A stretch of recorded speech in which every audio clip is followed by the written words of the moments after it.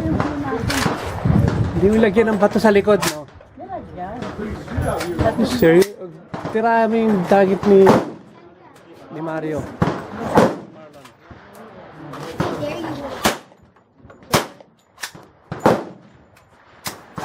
Okay, you sit there. Marlon. Mario. Sa kaliwa. It's okay. Wala ka na magagawa. Just look ahead. It's okay. Dito na. Stay there. You can hear right there. I can. Yeah.